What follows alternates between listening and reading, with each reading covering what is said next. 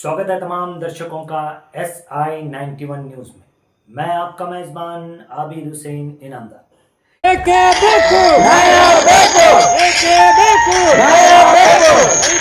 केंद्र ಹಾಗೂ ರಾಜ್ಯ ಸರ್ಕಾರಕ್ಕೆ ಕೇಂದ್ರ ಹಾಗೂ ರಾಜ್ಯ ಸರ್ಕಾರಕ್ಕೆ ಪೆಟ್ರೋಲ್ ಮತ್ತು ಡೀಸೆಲ್ ಬೆಲೆ ಹೆಚ್ಚಿಗೆ ಮಾಡಿ ರೈತರನ್ನು ಹಾಳು ಮಾಡುತ್ತಿರುವ ಕೇಂದ್ರ ಸರ್ಕಾರಕ್ಕೆ ರಸಗೊಬ್ಬರ ಖರೀದಿಗೆ ಮಾಡಿ ಕಡ್ಡಾಯ ಮಾಡಿರುವುದನ್ನು ಕೂಡಲೇ ಹಿಂಪಡೆಯಬೇಕು.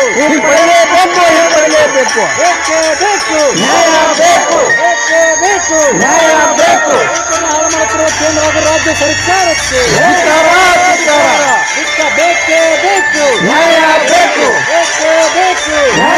ಸರ್, ಇವತ್ತೊಂದು ಬೃಹತ್ ಪ್ರಮಾಣದ ಹೋರಾಟ ಮಾಡ್ತಿದೆ ಸರ್. ಇದರ ಉದ್ದೇಶ ಏನು ಸರ್? ಏನು ಸಮಸ್ಯೆ ಆಗೈತಿ?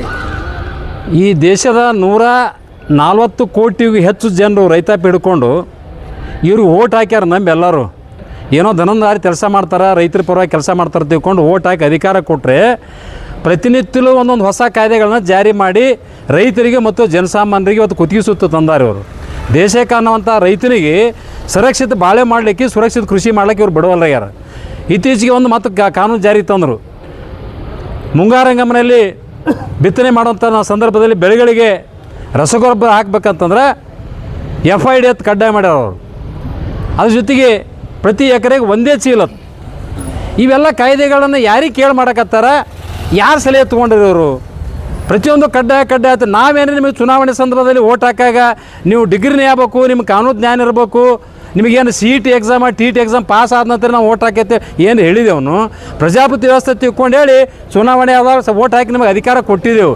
ಆದರೆ ಇವತ್ತು ದುರುಪಡಿಸ್ಕೊಂಡು ನಿಮಗೆ ಕಾಯ್ದೆ ಜ್ಞಾನ ಇಲ್ಲ ಅಂಥದನ್ನು ದೇಶದ ರೈತರಿಗೆ ಇಲ್ಲ ಸಲ್ಲದ ಕಾನೂನು ಜಾರಿ ತಂದು ಇಡೀ ಕೃಷಿ ಒಕ್ಕಲ್ತನ ನಾಶ ಮಾಡಕ್ಕೆ ಕೊಟ್ಟಿರಿ.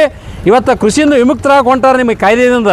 ಏನಿದೆ ಅರ್ಥ? ಪ್ರತಿಯೊಬ್ಬ FID ಕಡ್ಡಾಯ ಮಾಡಿರಿ, ನೀವು ರಸಗೊಬ್ಬರ ಏನದ ಒಂದೇ ಚೀಲ ಒಂದು ಎಕರೆಗೆ ಅಂತ ಹೇಳ್ತೀರಿ. ಯಾಕಂತ ಕೇಳಿದ್ರೆ ಕಾಳಸಂತೆಯಲ್ಲಿ ಮಾರಾಟ ಮಾಡ್ತಾರತ್ತ. ಇಲ್ಲ ದೇಶದಲ್ಲಿ ನುಗ್ಗಿ ನೀರು ಕುಡಿದ್ರು 4 ಎಕರೆ ದೇಶ ಸಂಪತ್ತಿಯಲ್ಲಿ ಲೂಟಿ ಮಾಡಿರಿ. ನೀವು ಮೊದಲು ತುಡುಗರು. ಈ ದೇಶದ ರೈತರಿಗೆ ಏನದ ನೀವು ಕಾಳಸಂತೆಯಲ್ಲಿ ಮಾರಾಟ ಮಾಡ್ಕೋತೀರಿ. ಇಡೀ ದೇಶ ಪಾರ್ಲಿಮೆಂಟೇ ಮಾಡ್ಕೋತೀರಿ, ದೇಶನೇ ಹರಾಜಾಗ್ಲಕೂತೀರಿ. ನೀವು ಮೊದಲು ಕಾಳ್ರಿ. ಅದನ್ನು ದೇಶ ಅನ್ನ ಅಂತವಂಥ ರೈತರು ನೀವು ಕಾಳಪಟ್ಟ ಕಟ್ತೀರಿ. ಅಯೋಗ್ಯ ಇಂಥ ಮಾತು ಇನ್ನೊಮ್ಮೆ ಮಾಡಬೇಡ್ರಿ. ರೈತರಿಗೆ ಎಷ್ಟು ಅವಶ್ಯಕತೆ ಇರ್ತದೋ ಅಷ್ಟು ಗೊಬ್ಬರವನ್ನು ಪೂರೈಸುವಂಥ ಕೆಲಸ ಮಾಡಬೇಕು. FID ಏನು ಕಡ್ಡಾಯದಲ್ಲ ರದ್ದುಪಡಿಸುವಂಥ ಕೆಲಸ ಮಾಡಿರಿ ನೀವು. ಇವೆಲ್ಲ FID ನಮ್ಮ ರೈತರಿಗೆ ಗೊತ್ತಿಲ್ಲ.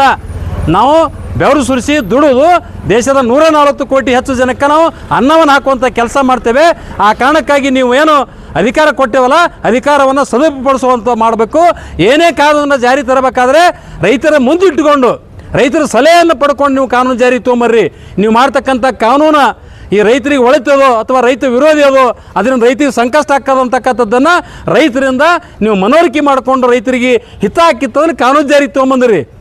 ಅದನ್ನು ಬಿಟ್ಟು ಎಲ್ಲ ದನಕಾರಲ್ಲ ಇವತ್ತು ಮಂತ್ರಿ ಆಗಿರಿ ನೀವು. ನಿಮ್ಮ ಹತ್ರ ಅಧಿಕಾರ ಕೊಟ್ಟಿದ್ದೆ ನಮಗೆ ತಪ್ಪಾಗ್ಯದ. ಯಾವ ಸಲಹೆ ಕೊಡ್ತಾನೋ ಗೊತ್ತಿಲ್ಲ. ಅಂಥವ್ರು ಸಲಹೆ ತೊಗೊಂಡು ಇವತ್ತು ಇಲ್ಲ ಸಲ್ಲದ ಕಾನೂನು ಜಾರಿ ತಂದು ಇಡೀ ರೈತ ಕುಲವನ್ನು ನಾಶ ಮಾಡಲಿಕ್ಕೆ ಹೊಟ್ಟಿದಿರಲ್ಲ. ಇನ್ನು ಮುಂದಾದರೂ ಎಚ್ಚೆತ್ತುಕೊಂಡು ಏನು ರೈತ ವಿರೋಧಿ ಕಾನೂನು ಜಾರಿ ತರ್ತಾರಲ್ಲ ಕೂಡಲೇ ಅದನ್ನು ನಿಲ್ಲಿಸುವಂಥ ಕೆಲಸ ಮಾಡಬೇಕು. ಅದ್ರ ಜೊತೆಗೆ ಪೆಟ್ರೋಲ್ ಮತ್ತು ಡೀಸೆಲ್ ಬೆಲೆ ಇವತ್ತು 111 ರೂಪಾಯಿ ಹೆಚ್ಚು ಮಾಡಿರಿ. 4 ಬಾರಿ ಹೆಚ್ಚಾಗ್ಯದ ರೇಟ. ಆದರೆ ರೈತರು ಬೆಳೆದಂಥ ಬೆಲೆಗಳಿಗೆ ವಸ್ತುಗಳಿಗೆ ಬೆಲೆನೇ ಇಲ್ಲ. ಇವತ್ತು ಕೃಷಿ ಚಟುವಟಿಕೆ ನಿಂತೋಗ್ಯದ. ಇವತ್ತು ಬಹುತೇಕ ಒಕ್ಕಲತನ ಮೂಲಿಗುಂಪಾಗ್ಯದ. ಇವತ್ತು ಕೃಷಿ ಚಟುವಟಿಕೆ ಇವತ್ತು ಯಂತ್ರೋಪಕರಣ ನಡೆದಿಂದ ಡೀಸೆಲ್ ಮತ್ತು ಪೆಟ್ರೋಲ್ ಅವಶ್ಯಕತೆ ಅದ. ನೀವು ಉದ್ದೇಶಪೂರ್ವಕವಾಗಿ ಅಥವಾ ಕೃತಕ ಭಾವ ಸೃಷ್ಟಿ ಮಾಡಿ ಇವತ್ತು ರೇಟ್ ಹೆಚ್ಚು ಮಾಡಿರೋ ಗೊತ್ತಾಗ್ತಾ ಇಲ್ಲ. ನೀವು ಏನು ಮಾಡ್ತಿರೋ ಗೊತ್ತಿಲ್ಲ. ಮೂಲ ಬೆಲೆ ಎಷ್ಟಿತ್ತು ಅದನ್ನು ಅಲ್ಲಿಗೆ ತಂದು ರೈತರಿಗೆ ಪ್ರತಿಯೊಬ್ಬರಿಗೂ ಕೂಡ ನೀವು ಎಷ್ಟು ರೈತರು ತಮ್ಮ ಕೃಷಿ ಚಟುವಟಿಕೆ ಅವಶ್ಯಕತೆ ಅಷ್ಟು ಡೀಸೆಲ್ ಮತ್ತು ಪೆಟ್ರೋಲನ್ನ ಪೂರೈಸುವಂಥ ಕೆಲಸ ಮಾಡ್ಬೇಕಂತ ತಿಳ್ಕೊಂಡು ಇವತ್ತು ನಾವು ಅಖಂಡ ಕರ್ನಾಟಕ ರೈತ ಸಂಘ ಹಾಗೂ ಕರ್ನಾಟಕ ರಾಜ್ಯ ರೈತ ಸಂಘ ಜಂಟಿಯಾಗಿ ಇವತ್ತು ಪ್ರತಿಭಟನೆ ಮೂಲಕ ಕೇಂದ್ರ ಮತ್ತು ರಾಜ್ಯ ಸರ್ಕಾರವನ್ನು ನಾವು ಎಚ್ಚರಿಸಲಿಕ್ಕೆ ಇವತ್ತು ಪ್ರತಿಭಟನೆಯನ್ನು ಮಾಡಿದ್ದೇವೆ. ಶೀಘ್ರದಲ್ಲಿ ತಾವು ತೆಗೆದುಕೊಂಡಂಥ ರೈತ ವಿರೋಧಿ ನೀತಿಯನ್ನು ಕೈ ಬಿಡಬೇಕು. ಒಂದು ವೇಳೆ ನೀವು ಮುಂದುವರಿಸಿದ್ದೇ ನಿಜ ಆದರೆ ಇಲ್ಲಿ ವಿಜಯಪುರ ನಗರದ ಜಿಲ್ಲಾಧಿಕಾರಿ ಕಚೇರಿ ಮುಂಭಾಗದಲ್ಲಿ ನಾವು ಉಪವಾಸ ಸತ್ಯಾಗ್ರಹವನ್ನು ಪ್ರಾರಂಭ ಮಾಡಬೇಕಾಗಿ ತಿಳ್ಕೊಂಡು ಕೇಂದ್ರ ಮತ್ತು ರಾಜ್ಯ ಸರ್ಕಾರಕ್ಕೆ ಎಚ್ಚರಿಕೆಯನ್ನು ಕೊಡ್ತಾ ಇದ್ದೇವೆ. ಅರವಿಂದ್ ಕುಲಕರ್ಣಿ, ಅಖಂಡ ಕರ್ನಾಟಕ ರೈತ ಸಂಘದ ರಾಜ್ಯ ಪ್ರಧಾನ ಕಾರ್ಯದರ್ಶಿ. ಇನ್ನೊಂದೇನಪ್ಪ ಅಂತಂದ್ರೆ ಈ ರಾಜ್ಯ ಸರ್ಕಾರದಲ್ಲಿರಲಿ ಕೇಂದ್ರ ಸರ್ಕಾರದಲ್ಲಿ ಒಂದು ಮಂತ್ರಿಗಳದಾರ, MLA ಗಳು, MP ಗಳು ಅದಾರ. ತಮಗೆ ಬೇಕಾದಂಗೆ ಪಗಾರಗಳು ಎಲ್ಲ ಜಾಸ್ತಿ ಮಾಡ್ಕೊತಾರೆ. ನಿಮ್ಮ ಕಿಸಾನ್ ಸಮ್ಮಾನ ಇದರಿಂದ ಒಂದು 2,000 ರೂಪಾಯಿ ಬರ್ತದೆ. ಆ 2,000 ರೂಪಾಯಿ ಕೊಡಬೇಕಾದ್ರೂ ಒಂದು 100 ಕಾನೂನು ಹಚ್ಚಿದೆ ಸರ್. ಇದ್ರ ಬಗ್ಗೆ ನೀವೇನು ಹೇಳ್ತೀರಿ ಸರ್? ಅದೇ ಹೇಳಿಲ್ಲ, ಅಧಿಕಾರ ಕೊಟ್ಟೇವು ಅಂದ್ರೆ ಅಧಿಕಾರ ದುರುಪಡಿಸ್ಕೊಳತ್ತಾರ. ಇವರು ಚುನಾವಣೆ ನಿಂದಿರಬೇಕಾದ್ರೆ ನಾವು ಯಾವ ಮಾನದಂಡ ಕೇಳಿಲ್ಲ. ಪ್ರಜಾಪ್ರಭುತ್ವ ತಿಳ್ಕೊಂಡು ಓಟ್ ಹಾಕಿಬಿಟ್ಟಿದ್ದೀವಿ. ಅದೇ ಇವತ್ತು ರೈತರ ಪರವಾಗಿ ಕೆಲಸ ಮಾಡ್ಬೇಕಾದ್ರೆ ಹಲವಾರು ಮಾನದಂಡಗಳನ್ನ ಹಾಕ್ತಾರೆ. ನೀವು ಯಾಕೆ ಮಾನದಂಡ ಹಾಕ್ತೀರಿ? ಇದ್ರ ಅವಶ್ಯಕತೆ ಏನದ? ರೈತರಿಗೆ ಬೇಕು ಬೇಡಗಳನ್ನ ವಿಚಾರ ಮಾಡಿಕೊಂಡು ರೈತರು ಕೇಳ್ದಂಗೆ ಕೆಲಸ ಮಾಡಬೇಕು. ಅದನ್ನು ಬಿಟ್ಟು ರೈತರಿಗೆ ಅದನ್ನು ಇರಬೇಕು ಕಡ್ಡಾಯ, ಇದು ಇರಬೇಕು ಕಡ್ಡಾಯ. ಚುನಾವಣೆ ಸಂದರ್ಭದಾಗ ಇವೆಲ್ಲ ನೀವು ಕೇಳಿರಿ, ನಮಗೆ ಹೇಳಿರಿ. ನೀವು ಓಟ್ ಹಾಕ್ತಿರಪ್ಪ, ನೀವು ಆದ ನಂತರ ಅಧಿಕಾರ ಬಂದ ನಂತರ ಇವೆಲ್ಲ ಮಾನದಂಡಗಳನ್ನು ನಾವು ಜಾರಿ ತರ್ತೇವೆ, ನಿಮ್ಮ ಮನಸ್ಸು ಓಟ್ ಹಾಕ್ತಿರ ಬಿಡ್ತಿದ್ದು ಕೇಳಬೇಕಾಗಿತ್ತು. ನಾವು ರೈತರು ಇಂದ್ರ ಮಾಡ್ತೇವೆ, ಚಂದ್ರ ಲೋಕ ತೋರಿಸ್ತೇವೆ ತಿಳ್ಕೊಂಡು ಇಲ್ಲ ಸಲದ ಆಮಿಷಗಳನ್ನ ಒಡ್ಡಿ ಇವತ್ತು ಇಡೀ ರೈತ ಕುಲವನ್ನು ಹಾಳು ಮಾಡ್ಲಿಕ್ಕೆ ಹೊರಟಿದ್ದೀರಿ. ನೀವೇನು ಅಧಿಕಾರ ಕೊಟ್ಟಿದ್ದನ್ನು ಸದುಪಯೋಗಪಡಿಸಬೇಕು, ಏನು ತಂದಂಥ ಕಾನೂನುಗಳನ್ನು ಹಿಂಪಡೆಯುವಂಥ ಕೆಲಸ ಮಾಡ್ಬೇಕಂತ ತಿಳ್ಕೊಂಡು ಒತ್ತಾಯಪಡಿಸ್ತೀವಿ. ಸರ್, ಇದೇ ಬಾಜು ರಾಜ್ಯದ ಮೊನ್ನೆ ಆದಂಥ ಒಬ್ಬ CM ಅವರು ಏನು ಮಾಡ್ತಾರೆ, 50,000 ರೂಪಾಯಿ ರೈತರ ಸಾಲ ಮನ್ನಾ ಮಾಡ್ತಾರೆ. ಮತ್ತು ಇಲ್ಲಿ ನಿಮ್ಮ ರಾಜ್ಯ ಸರ್ಕಾರ ಯಾಕೆ ಮನ್ನಾ ಮಾಡ್ತಿಲ್ಲ? ಏನು ಸಮಸ್ಯೆ? ಈ ದೇಶದಲ್ಲಿ ಏನಾಗ್ಯದಪ್ಪ ಅಂತಂದ್ರೆ ರೈತರ ವಿರೋಧಿ ಕೆಲಸ ಮಾಡಕತ್ತಾರ. ಇಲ್ಲಿ ಅಂಬಾನಿ ಅಂತ ಏನು ಕಂಪ್ನಿ ಅದಲ್ಲ, ಅವ್ರಿಗೆ ಸಾಲ ಮನ್ನಾ ಮಾಡಕತ್ತಾರ. ಯಾಕಂದ್ರೆ ಅವ್ರಿಗೆ ಮುಂದಿನ ಚುನಾವಣೆ ದೃಷ್ಟಿಕೋನ ಇಟ್ಕೊಂಡು ಅವ್ರು ಸಾಲ ಮನ್ನಾ ಮಾಡಿದ್ರೆ ನಮಗೆ ಕೋಟಿ ಗಟ್ಟಲೆ ರೊಕ್ಕ ಕೊಡ್ತಾರೆ, ಮತ್ತು ಜನಕ್ಕೆ ರೊಕ್ಕ ಕೊಡ್ಸ್ಕೊಂಡು ಓಟ್ ಹಾಕ್ಕೊಂಡು ಅಧಿಕಾರ ತೊಗೋಬೇಕಂತ ಇದೊಂದು ಹುನ್ನಾರ ನಡೆಸ್ಯಾರ ಅವರು. ಯಾಕಂದ್ರೆ ರೈತರಿಂದ ಏನೋ ಲಾಭ ತಿಳ್ಕೊಂಡಾರ. ಇಡೀ ಪುಣ್ಯಾತ್ಮಗಳೇ, ದೇಶಕ್ಕೆ ಅನ್ನ ಹಾಕವ, ದೇಶದ ಜನತೆನ ಬಲಿಸೋನೇ ರೈತ. ಅದ್ರ ಹೆಸರಲ್ಲಿ ನಿಮಗೆ ಏನು ಕೋಟಿ ಹಣ ತೊಗೊಂಡು ಏನು ಮಾಡೋರು, ಅಧಿಕಾರ ತೊಗೊಂಡು ಮಾಡೋರೇನು? ಇಡೀ ಕೊಟ್ಟಂಥ ಅಧಿಕಾರ 5 ವರ್ಷದೊಳಗೆಲ್ಲ ಮೂರಾಬಟ್ಟಿ ಮಾಡಿ ದೇಶನ ಇವತ್ತು ಮಾರಕ್ಕೆ ಹೊಂಟಿದ್ದೀರಿ. ಅವಾಗ್ರೆ ಈ ಒಂದು ವ್ಯವಸ್ಥೆಯನ್ನು ಬಿಡ್ರಿ, ನೀವು ಬಿಟ್ಟು ಕೊಟ್ಟಂಥ ಅಧಿಕಾರನ ಸದುಪಡಿಸ್ಕೊಂಡು ರೈತರಿಗೆ ಅನುಕೂಲ ಮಾಡಿಕೊಡುವಂಥ ಕೆಲಸ ನೀವು ಮಾಡಬೇಕು. ಸರ್, ಅರವಿಂದ್ ಕುಲಕರ್ಣಿ, ಅಖಂಡ ಕರ್ನಾಟಕ ಸಂಘ ರಾಜ್ಯ ಪ್ರಧಾನ ಕಾರ್ಯದರ್ಶಿ. ನಮ್ಮ 6 ತಿಂಗಳ ಬೆಳೆಯಿಂದ ಬೃಹತ್ ಪ್ರಮಾಣದ ಹೋರಾಟ ಮಾಡ್ತಿತ್ತು ಸರ್, ಯಾಕೆ ಏನಾಗಿದೆ ಸರ್ ಸಮಸ್ಯೆ? ನೋಡ್ರಿ, ಜಿಲ್ಲೆಯಲ್ಲಿ ಇಡೀ ಕರ್ನಾಟಕದಂತ ಏನಂದ್ರೆ ತುರ್ತು ಪರಿಸ್ಥಿತಿ ಆಗ್ತಾಯಿದೆ. ಅಂದರೆ ಡೀಸೆಲ್ ಮತ್ತು ಪೆಟ್ರೋಲ್ ದರ ಏರಿಕೆ, ಯಾವ ರೀತಿ ದರ ಏರಿಕೆ ಆಗ್ತಾ ಇದೆ, ಇದು ಎಮರ್ಜೆನ್ಸಿ ಡಿಕ್ಲೇರ್ ಆಗ್ತದೆ.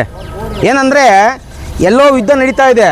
ಯುದ್ಧ ನಡೀತಾ ಇದ್ದಂಥ ಹೋರಾಟವನ್ನು ನಮ್ಮ ಜನಸಾಮಾನ್ಯರ ಮೇಲೆ ಭಾಳ ದೊಡ್ಡ ಹೊರೆ ಆಗ್ತಾ ಇದೆ. ಬಿಜಾಪುರ ಅಲ್ಲ, ಎಲ್ಲ ಜಿಲ್ಲೆಗಳಲ್ಲಿ. ಹಾಗಾಗಿ ನಾವು ಒಂದು ಏನಪ್ಪ ಅಂದ್ರೆ ಹೋರಾಟವನ್ನು ಎಲ್ಲ ಜಿಲ್ಲೆಗಳಲ್ಲಿ ಇವತ್ತು ಹಮ್ಮಿಕೊಂಡಿದ್ವಿ. 31 ಜಿಲ್ಲೆಯಲ್ಲಿ ಇವತ್ತು ಹೋರಾಟ ನಡೀತಾ ಇದೆ. ಡೀಸೆಲ್ ಮತ್ತು ಪೆಟ್ರೋಲ್ಗೋಸ್ಕರ ಹಾಗೂ ರಸಗೊಬ್ಬರದ ದೊಡ್ಡ ಯೂರಿಯಾ ಮತ್ತು DAP ಏನು ಮಾಡ್ತಾ ಇದ್ದಾರಪ್ಪ ಅಂತಂದ್ರೆ ಅದರ ದರನೂ ಗಗನಕ್ಕೇರಿದೆ. ಅದೇ ರೀತಿ ಸ್ಟಾಕು ಮಾಡ್ತಾ ಇದ್ದಾರೆ. ಸ್ಟಾಕ್ ಮಾಡಿ 300 ರೂಪಾಯಿ ಇರುವಂಥ ಯೂರಿಯಾನ 600 ಸೇಲ್ ಮಾಡ್ತಾ ಇದ್ದಾರೆ. ಇದು ಅಧಿಕಾರಿಗಳು ತಡಿಬೇಕು ಇದನ್ನು. ಇದೇ ರೀತಿ ಆಗಿ ಮುಂದುವರೆದರೆ ರೈತ ಕುಲಕ್ಕೆ ಒಂದು ದೊಡ್ಡ ಒಂದು ಆಘಾತ ಉಂಟಾಗುತ್ತೆ. ಯಾಕಪ್ಪ ಅಂದರೆ ರೈತರ ಬೆಳೀಲಿಲ್ಲ ಅಂದರೆ ಯಾರೂ ಅನ್ನ ಉಣ್ಣಕ್ಕೆ ಆಗಲ್ಲ. ದೇಶ ನಡಿಬೇಕಂದ್ರೆ ರೈತರು ಬೆಳೆಯಲೇಬೇಕು. ಅದಕ್ಕೋಸ್ಕರ ಮಾನ್ಯ ಸರ್ಕಾರ, ಕೇಂದ್ರ ಸರ್ಕಾರ ಆಗಲಿ ರಾಜ್ಯ ಸರ್ಕಾರ ಆಗಲಿ, ನಮ್ಮ ರೈತರಿಗೆ ಟ್ಯಾಕ್ಟ್ರಿಗೆ ಡೀಸೆಲ್ ಕೊಡಲೇಬೇಕು. ಏನು ಕಾರ್ಡ್ ವಿತರಣೆ ಮಾಡಿ ಕೊಡ್ತಿರೋ, ಯಾವ ರೀತಿ ಅವ್ರಿಗೆ ಏನಾಗ್ತಾಯಿದೆ ಅಂದರೆ ಪೆಟ್ರೋಲ್ ಬಂಕಲ್ಲಿ ನಿನ್ನೆ ನಾನು ನೋಡಿದೆ, ಶಿವಣಿಗೆ ಪೆಟ್ರೋಲ್ ಬಂಕಲ್ಲಿ 2 ಕಿಲೋಮೀಟರ್ ಗಂಟೆ ಟ್ಯಾಕ್ಟರ್ಗಳು ನಿಂತುಬಿಟ್ಟಿದೆ. ರಾತ್ರಿ 12 ಗಂಟೆಗೆ ನಾ ಗದಗ ಜಿಲ್ಲೆಯಲ್ಲಿ ಹೋರಾಟ ಮಾಡಿ ಬರೀ ರಾತ್ರಿ ನೋಡ್ತಾ ಇದ್ದೆ. ಹಾಗಾಗಿ ಏನಾಗ್ತಾಯಿದೆಪ್ಪ ಅಂದ್ರೆ ಟ್ಯಾಕ್ಟರ್ಗಳು ಇಲ್ಲಿ ಹಚ್ಕೊಂಡು ಕೂತ್ಕೊಂಡ್ರೆ ಬಿತ್ತೋದು ಯಾವಾಗ?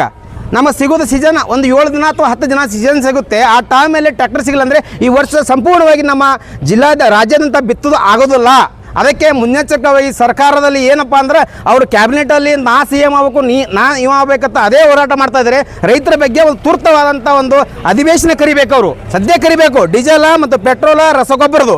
ಮತ್ತು ಅದೇ ರೀತಿ ಏನಾಗ್ತಾ ಇದೆಪ್ಪ ಅಂದ್ರೆ ನಮ್ಮ ನಾಗಠಾಣ ಕಾಲುವೆಯಲ್ಲಿ ದೊಡ್ಡ ಸಮಸ್ಯೆ ಆಗ್ತಾ ಇದೆ ರೈತರಿಗೆ. ಏನಪ್ಪ ಅಂದ್ರೆ ಟೇಲೆಂಟ್ ನೀರೇ ಬರ್ತಾ ಇಲ್ಲ. ಇದು ಹೋರಾಟ ಪ್ರತಿನಿತ್ಯ ಮಾಡ್ತಾ ಇದ್ದೀವಿ, ಎಲ್ಲ ಸಂಘಟನೆಗಾರರು ಮಾಡಿದ್ದಾರೆ. ಯಾಕಪ್ಪ ಅಂದರೆ ಹರ್ನಾಳ, ಇಂಗಳಿಗೆ, ಜಂಬಿಗಿ, ಆಯೇರಿ, ಅಂಕಲಿಗೆ ಇಲ್ಲಿ ಸಂಪೂರ್ಣವಾಗಿ ಲಾಸ್ಟ್ ಟೈಮ್ ನೀರು ಬಿಟ್ಟಾಗೂ ನೀರು ಮುಟ್ಟಿಲ್ಲ. ಈಗ ನಾಳೆ 1ನೇ ತಾರೀಕಿಗೆ ನೀರು ಬಿಡ್ತೀನಿ ಅಂತ ಹೇಳ್ತಾ ಇದ್ದಾರೆ. ಅದು ಪ್ರತಿಯೊಂದು ಕೆರೆಗಳನ್ನು ತುಂಬಬೇಕು. ಇಲ್ಲಪ್ಪ ಅಂತಂದರೆ ಇಲ್ಲಿ DC ಆಫೀಸ್ ಮುಂದೆ ಎದುರುಗಡೆ ಕುತ್ಕೊಂಡು ಎಲ್ಲ ಈ ಪ್ರಗತಿಪರ ಸಂಘಟನೆಗಳ ಜೊತೆ ಒಳ್ಳೆ ಕುತ್ಕೊಂಡು ಹೋರಾಟ ಮಾಡಬೇಕಾಗ್ತಂತ ಒಂದು ಎಚ್ಚರಿಕೆ ಕೊಡ್ತಾ ಇದ್ದೀವಿ. ಹಾಗಾಗಿ ಇನ್ನೊಂದು ಏನಪ್ಪ ಅಂತಂದರೆ ಈಗ ರಸಗೊಬ್ಬರದ ರೇಟ್ ಇಳಿಕೆ ಮಾಡಲೇಬೇಕು. ಕೇಂದ್ರ ಸರ್ಕಾರಕ್ಕೆ ಮತ್ತು ರಾಜ್ಯ ಸರ್ಕಾರಕ್ಕೆ ನಾವೊಂದು ಪತ್ರನೂ ಬರೆದಿದ್ದೀವಿ. ಸೊ ಹಾಗಾಗಿ ಮುನ್ನೆಚ್ಚರಿಕೆಯಾಗಿ ರೈತರ ಈ ವರ್ಷ ಬರಗಾಲ ಇದೆ. ಈಗ ಆಲ್ರೆಡಿ ಹವಾಮಾನ ಇಲಾಖೆ ಹೇಳಿದ್ದಾರೆ, ಬರ ಇದೆ ಅಂತ ಹೇಳಿದ್ದಾರೆ. ಮುನ್ನೆಚ್ಚರಿಕೆಯಾಗಿ ಅವರು ಕ್ರಮ ಕೈಗೊಳ್ಳಲೇಬೇಕು. ಕೈಗೊಳ್ಳದಿದ್ದರೆ ಒಂದು ದೊಡ್ಡ ರೈತ ಕುಲವು ಎದ್ದು ನಿಂತು ಅವರಿಗೆ ಸರ್ಕಾರ ವಿರೋಧ ಪಕ್ಷ ಬಿಟ್ಟು ರೈತರ ಜೊತೆನೇ ಒಂದು ವಿರೋಧ ಪಕ್ಷವಾಗಿ ಒಂದು ಹೋರಾಟವನ್ನು ಹಮ್ಮಿಕೊಳ್ಬೇಕಂತ ನಾನು ಒಂದು ಎಚ್ಚರಿಕೆಯನ್ನು ಕೇಂದ್ರ ಸರ್ಕಾರ ಮತ್ತು ರಾಜ್ಯ ಸರ್ಕಾರಕ್ಕೆ ತಿಳಿಸಿದ್ದೇನೆ. ಮಾನ್ಯ ಜಿಲ್ಲಾಧಿಕಾರಿಗಳು ನಮ್ಮ ಏನು ಬೇಡಿಕೆಗಳನ್ನು ಸರ್ಕಾರಕ್ಕೆ ತಾವು ಕಳಿಸ್ಕೊಡ್ಬೇಕಂತ ಕೇಳ್ಕೊತಿದ್ದೇನೆ. ನಾನು ಸಿದ್ದನಗೌಡ ಪಾಟೀಲ್, ರಾಜ್ಯ ಸಂಚಾಲಕ. Thank you sir.